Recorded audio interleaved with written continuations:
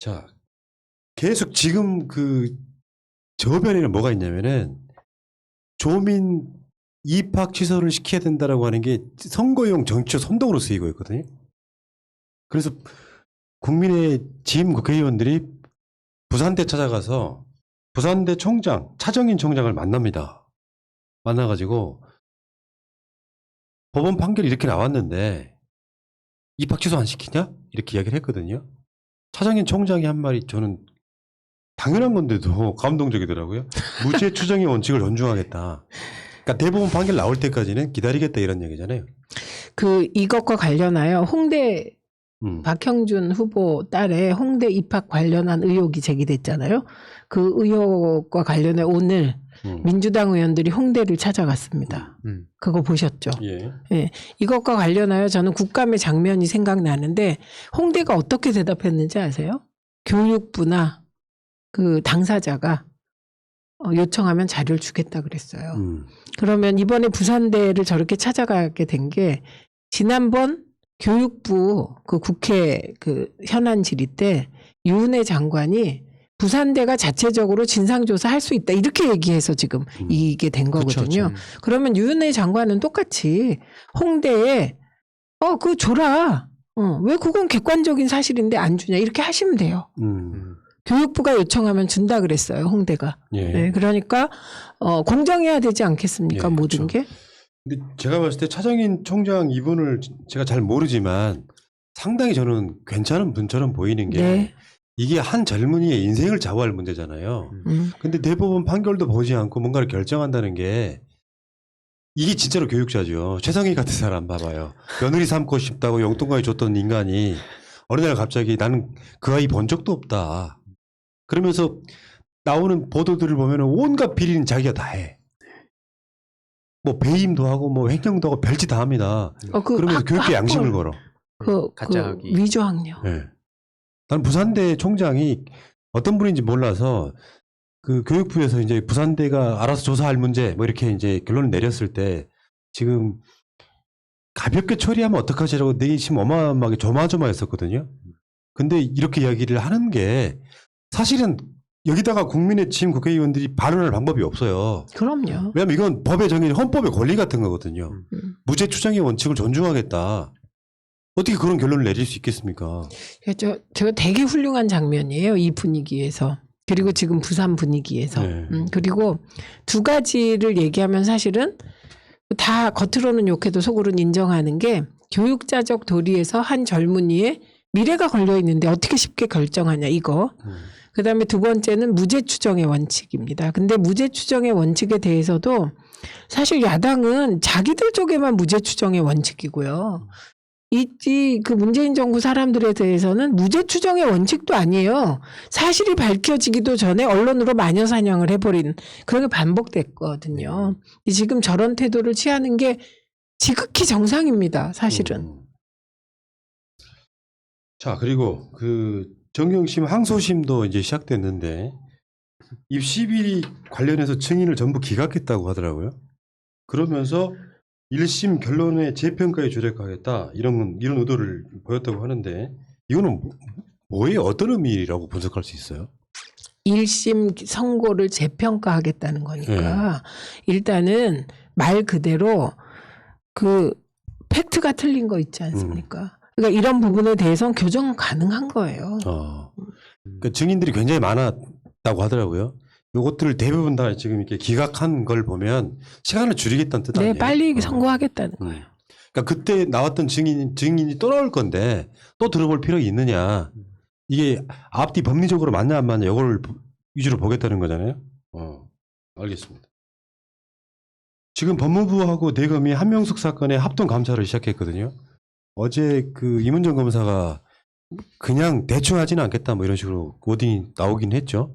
대충 할 수가 없죠. 이 사안이. 왜 대충 할 수가 없냐면 제가 한 총리 얘기는 늘 뺍니다. 왜냐하면 이게 한 총리가 들어가면 정파화되고 한 총리 구하기라고 거짓말을 하고 이래요. 한 총리 어떻게 구할 건데요? 지금 뭔가 착각하고 있어 다들. 제가 이건 여야 모두에게 얘기하는데요. 한 총리 못 구하세요. 왜냐하면 한 총리님은 이미 형을 다 사셨습니다. 지금 억울한 형을 다 사신 거예요. 그런데 그거를 빼고 나면 팩트로 확정된 것들이 많이 있어요. 그러니까 그 팩트로 확정된 검찰 특수부의 조작적 수사 관행을 개선하는 문제이기 때문에 이거는 좀 객관화시켜서 바라봐야 되는 거예요. 그리고 이게 왜 이문정 검사한테만 자꾸 뭐 빠져라 이런 말을 검찰이 합니까? 그럼 검사들 다 빠지세요. 뭐 자유로운 분이 그렇지. 있습니까? 왜 이문정 그 특수부의 조작적 수사를 하지도 않은 이문정 왜 빼라고 합니까? 전 그게 뭔지를 모르겠더라고요. 검찰의 생각과 다른 사람. 그런 뜻이에요. 예, 예. 세상에 그건 완전 폭력이죠. 그렇게 따지면은 이미 문재인 정부에 관련된 수사만 했던 윤석열도 빠졌어야 되는 거지. 네. 그런 권리라고 하면. 네. 편향된 사람이니까. 근데 요거는 지금 수사는 못 하더라도 감찰은 제대로 하겠다 이런 의지잖아요. 그러니까 저는 그 한 총리 거는요. 형을 다 사셨어요. 만기 출소하셨다니까요. 그렇기 때문에 이거는 뭐 구하고 이런 말 쓰는 분들은 정말 가슴에 손을 얹고 반성하셔야 돼요. 구하긴 뭘 구해. 혹시 이게 가능할까 모르겠는데 감찰을 해서 결정적인 게 나와. 그러니까 네. 이문정 검사가 그런 뉘앙스를 풍겼잖아요. 감찰을 해보니까 엄청난 것들이 나왔다는 뉘앙스가 네, 있었어. 네, 그것 네. 때문에 수사를 할 건지 말 건지 나중에 그 문제로 이어지잖아요. 그 그러면 수사가 아니고 재심이요. 이제 재심 신청을 할 건지 말 건지인데 이 부분에 대해서도 다들 잔인하신 거예요. 무슨 뜻이냐면 제 말 들으면 이해하실 거예요. 우선은 한만호 씨가 죽었습니다. 억울하게. 너무 분통이 터져서 사업은 다 망하고 보복당하고 본인이 생각하기에 암 걸려서 돌아가셨어요. 가족하고도 멀어지고 이렇게 돌아가셨어요. 그리고 한명숙 총리의 경우는 그 한만호 씨가 결정적 증인이에요. 돌아가시고 나니 사실은 재심 청구를 할 때 가장 중요한 게 한만호거든요. 나머지도 있지만 그분이 핵심인데. 그다음에 두 번째는 그 재판의 과정이 1심에서 무죄 난 거예요. 왜냐하면 한만호가 나 사실은 검찰이 이래서 할 수 없이 이렇게 거짓 증언을 했다고 얘기했기 때문에 그 경우는 되게 무죄입니다. 그리고 기억나세요? 홍준표. 돌아가신 고 성완종 씨가 한테 돈 받았다. 그게 재판부에서 무죄를 때릴 때 근거가 뭐냐면 증인의 진술이 일관되지 않기 때문에 무죄였어요. 그럼 이런 식이라면 검찰에서 그렇게 그 가짜 자백을 했다고 이 사람이 증언을 하잖아요. 그런데 이 사람이 일관된 증언을 해요. 나 돈 안 줬다고. 그런데 그걸 유죄 때린 거예요. 2심에서. 네, 그러니까 이런 사건이거든요. 그렇기 때문에 그 과정을 모르셔서 그렇지 1억 원 가지고 요새 계속 언론이 보도하잖아요. 1억 원. 동생이 빌렸다는 1억 원. 그거 실제로 빌렸고요. 전세 자금으로 김비서한테. 그리고 5천만 원이 필요한데 1억 줬기 때문에 5천만 원 돌려줬고요. 그리고 나중에 쓰고 돈 다 돌려준 거예요. 뭐가 문제야? 이걸 가지고 뇌물 먹었다고 한 거예요. 그러니까 제가 정말 너무 답답해서 지금 한정리님한테 지난 12월에 책을 내시라 그랬어요. 이거는 내가 억울하다고 얘기를 해야지 언론이 써주겠냐 뭐 하겠냐 그렇게 말씀을 드렸는데 어쨌든 사안이 이런 겁니다. 그리고 지금 가족들이 그 트라우마에서 아직도 못 벗어났대요. 저 사람 뇌물 받은 사람이라고 검찰이 사건을 조작해버리면 사람이 어떻게 되는지를 실제로 조국 장관 내는 범죄자 가족이야라는 그 목적을 향해 달려가 지금 여기까지 온 거 아니에요. 그렇죠. 사실 그 결 한명숙 때 그게 먹히니까 조국 장관 때까지도 그게 먹히는 거거든요. 역사를 잊은 민족이 미래는 없는 거예요. 이 부분은 네. 어찌됐건 그게 몇 년이 지났더라도 그걸 끝까지 파헤치는 거 네. 굉장히 중요하다. 네. 그리고 나중에는 그러니까 아까 제가 드리고 싶었던 말씀은 감찰을 제대로 해가지고 뭔가 결정적인 게 나오면 재심도 가능하잖아요. 그렇죠. 근데 너무 고통스러우신 거예요. 그 고통도 이해해 주셔야 돼요. 물론 뭐 재심할 수 있으면 하시겠지만 그 부부가 다 그 사부님의 경우는 또 가짜 간첩 그 혁명당 사건으로 13년 사셨거든요. 조작 사건으로. 그러니까 하여간 어쨌든 가족들이 너무 고통스러워합니다. 그 단지 동생뿐만 아니라 그 동생의 남편도 되게 고초를 겪었대요. 그리고 사실 이런 말씀 드리면 총리님이 좀 그러실 수도 있는데 그 가족이 다 총리님 거죠. 총리님으로 인한 고통 근데 이것도 정확히 총리님으로 인한 게 아니고요. 조작적 수사의 고통이 너무 컸던 거죠. 네. 그런 것도 있거든요. 우리 같은 이제 진영 사람들은 한명숙 총리 자체가 안 받은 사람이 돼야만 되는 그런 거 있잖아요. 지지의 당위성 같은 게 있는 거거든요. 그런 의미에서라도 본인은 본인이 아닌 거예요, 지금은. 그래서 어떤 방식으로도 아까 말씀하신 것처럼 책 쓰는 것도 나쁘지 않을 것 같고요. 뭐 이런 방식으로. 어쨌든 임기 말 되니까 정권을 지킨다는 게 굉장히 어렵다. 그러니까 사실은 문 대통령 덕분에 한 3년 정도는 굉장히 편안하게 정권 유지했지. 우리들도 방송할 때 막 즐거운 이슈만 갖고 코로나 방역도 잘하고 남북관계 좋고 경제 잘하고 뭐 이런 거 있잖아요. 근데 선거라고 하는 것은 반대로 말하면 상대방이 잘한 것도 못한 거라고 선동을 해야 되는 거예요.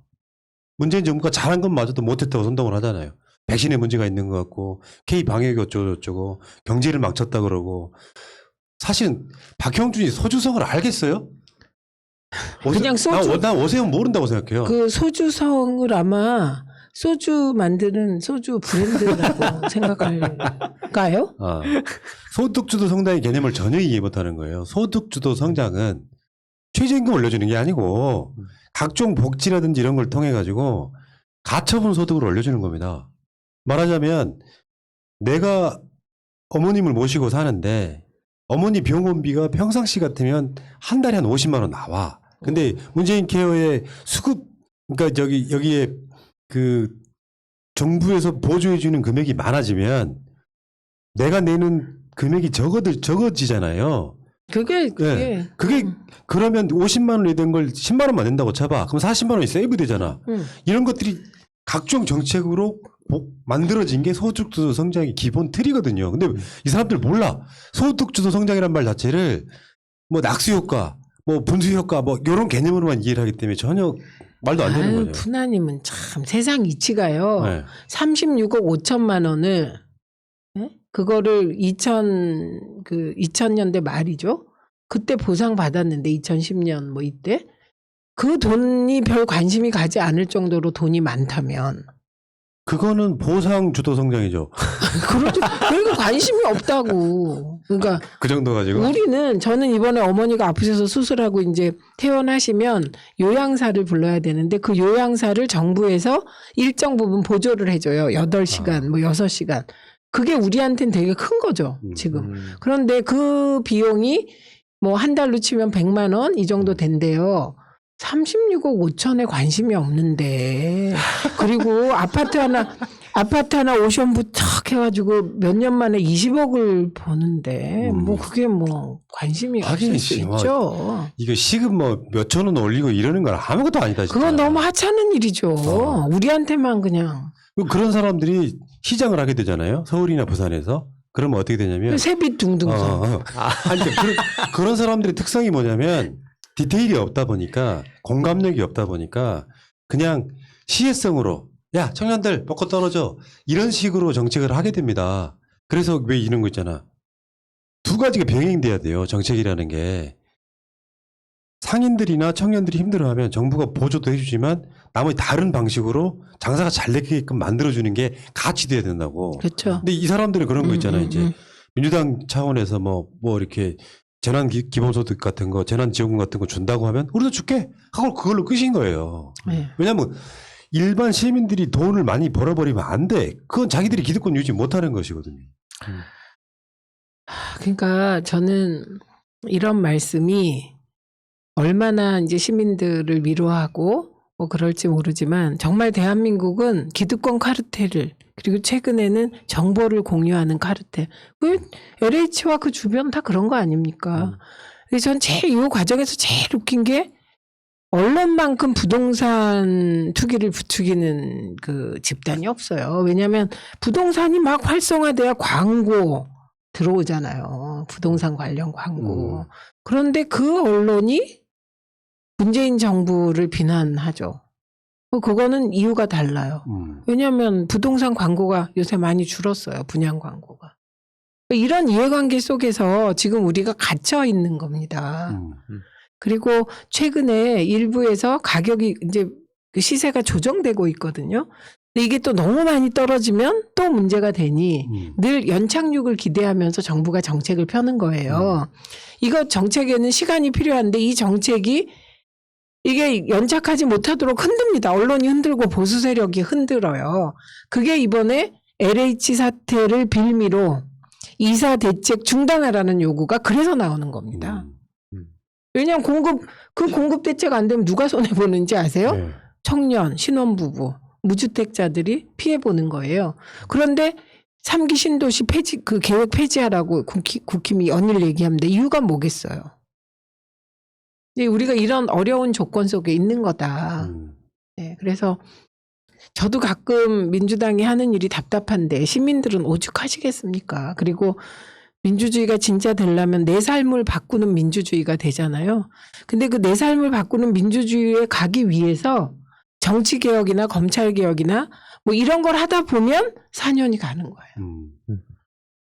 그냥 막 저도 문재인 정부가 막 다 그냥 착착착 해가지고 그건 제가 분석한 적이 있어요. 네, 5년 촛불혁명이 어떤 무력에 의한 혁명이었다면 개혁이 훨씬 빨랐을 거예요.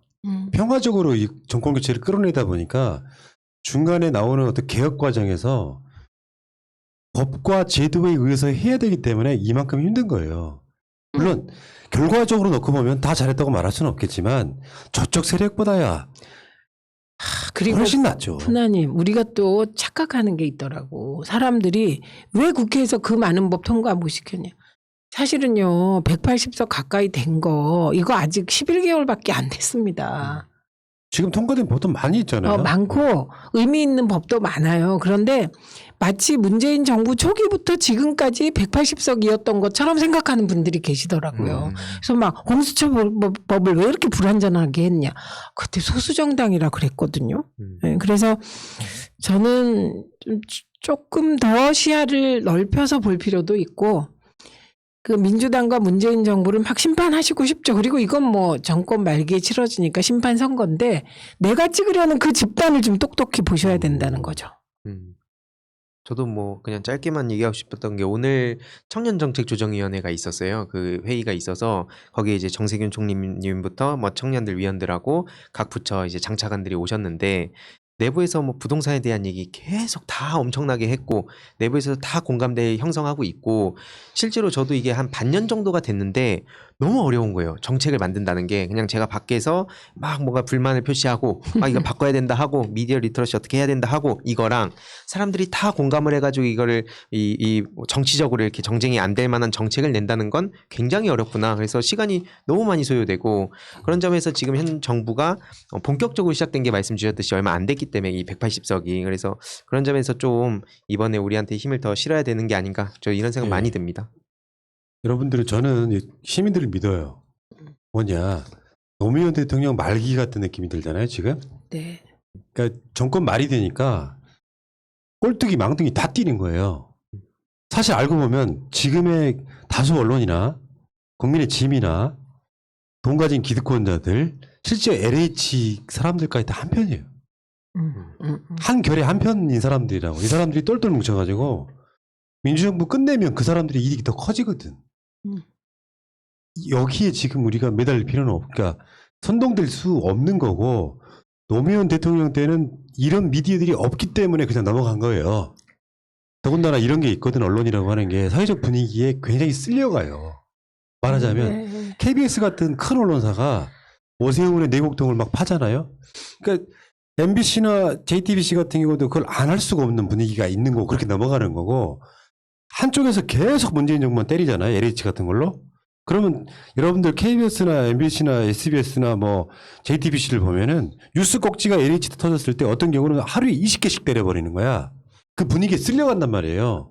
이 사람들이 뭐 냉정함을 잃고 어떤 분위기 속에서 차분하게 뭔가 보도하는 게 아니고 그러다가 공정성 이야기하니까 오세훈의 내곡동 36억 5천만 원하고 박영선 후보의 MB 때문에 쫓겨간 아파트가 있다는 걸로 같은 선상에 놓고 그걸 비판해.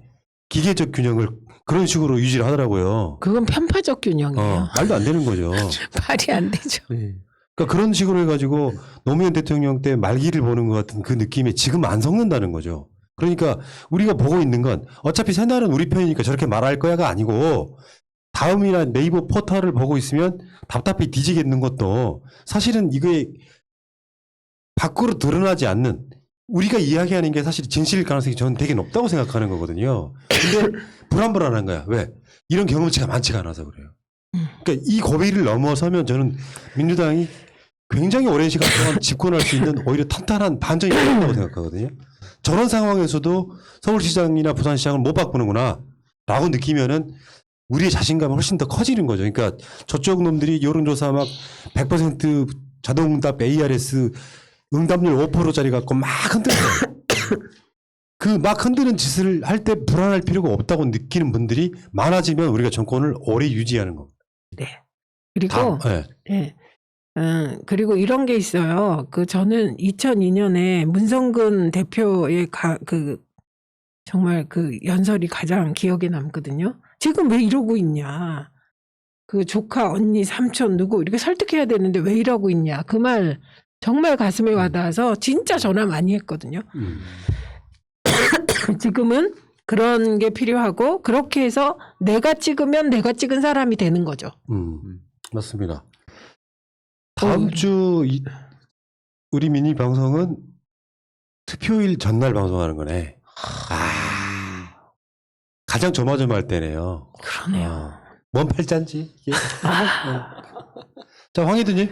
네네. 자, 마지막으로. 네, 뭐 저도 이제 이번 선거뿐만 아니라 앞으로 뭐 다음 대선도 있고 앞으로의 민주당의 미래를 위해서도 좀 새로운 홍보 소통 방식들이 많이 좀 필요하다는 생각이 듭니다. 뭐 기존에 못한다 이게 아니라 자라난 MZ 세대들에 대해서 좀 더 많이 공부도 하고 분석도 해서 중간중간에 좀 많은 시민분들께 전해드리겠습니다. 다시 한 번 말씀드릴게요. 앞으로 선거까지 엄청나게 많이 할 이야기이긴 하지만 투표장에 어떻게든지 이제는 혼자가 나가는 게 의미 없어요. 아는 사람 모조리 끌고 나가십시오. 차라리 옆에 있는 사람 국민의힘 지지자라도 끌고 나가세요. 이게 손이 두 개니까 최하 2명. 그런 식으로 하면 무조건 이긴다.